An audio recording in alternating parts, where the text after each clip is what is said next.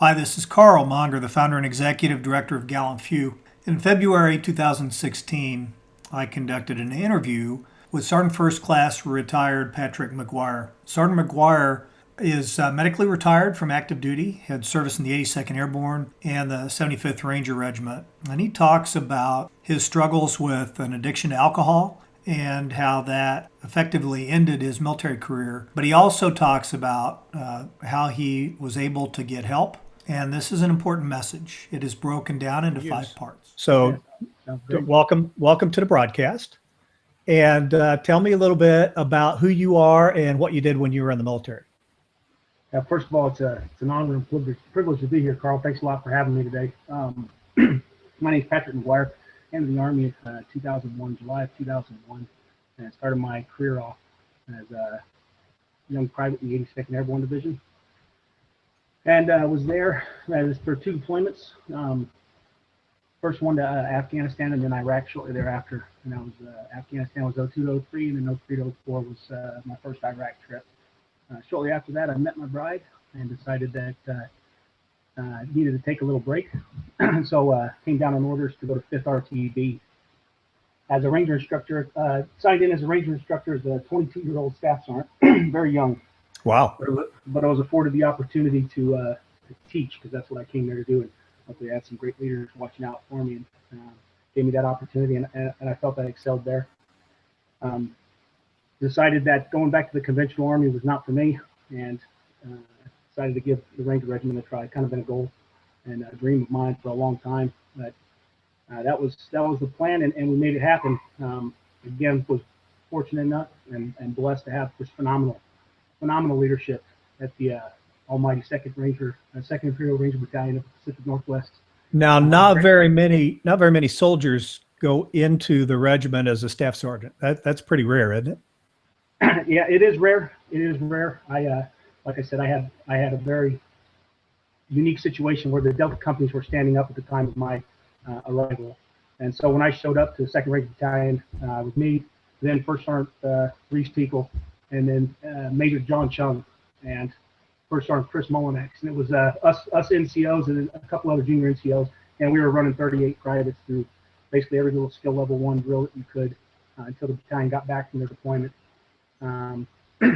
After that, I served 2 squad leaders, or two deployments as a squad leader in Delta Company, and then was selected to go be the Air NCO at 2nd Battalion.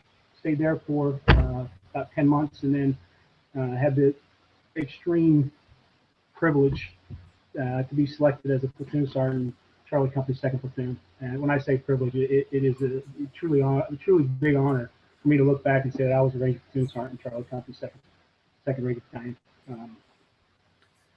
Did 4 deployments there, and I think about that time during those deployments and those years of my life is when I think I stopped using alcohol as a social gathering tool and started using it more as a coping mechanism. And I kind of dig into that and how that played into my transition. Here in a little bit, there was a lot of telltale signs that I was ignoring, and basically I was in denial. I was straight up in denial. I had sergeant majors who I would, the most respected guy. I mean, you know the deal. It's Ranger sergeant majors telling me that you might need to look to get some help. And in my mind, I'm looking at them and saying, you're wrong. You're flat out wrong. And not just sergeant majors. I mean, 2 first sergeants that I commend highly. So many people, to include my wife, and a lot of people telling me to get help. And again, I didn't have a problem. It wasn't me. It was obviously not my fault.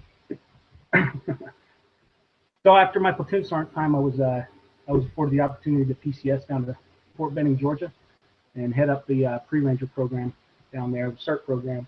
And I did that for about 10 months, and that's about the time when I hit rock bottom. That's about the time when I hit my breaking point with regards to alcohol. I had a lot of things going on in my life, and I turned to alcohol as a coping mechanism, and that drove me to rock bottom so quick. Well, could I ask it, when you say you turned to it as a coping mechanism, what was it that you were coping with? What was it? You don't have to go into any details, but just kind of generally, what was it that made you feel like, or made you physically require the alcohol? I, you know, I don't want to seem like I'm making excuses. It's always been my issue with it, but you know, I was in a lot of pain constantly. I mean, as every ranger is. So, you know, a lot of physical pain, mental anguish, and you know, I made a poor decision to, instead of reaching out and doing things the healthy way, I chose to try to fix things on my own, and was looking for an answer at the bottom of the bottle, and yeah, it wasn't there. And you know, thank the Lord, and you know, the powers that be, that for some reason I was unscathed. I never had an alcohol-related incident that was reported, but you know, it was a lot of people looking out for me, and finally it was me making the realization that I was, you know, headed down a path of destruction. I was on the verge of losing my family. And I think that was the big final eye opener for me, was the fact that I was going to lose my family over this. And luckily, I was able to fix myself and my situation in time. And I know a lot of guys are not that fortunate. And But did that happen before you left active duty or after you left active duty, when you say you were able to fix yourself?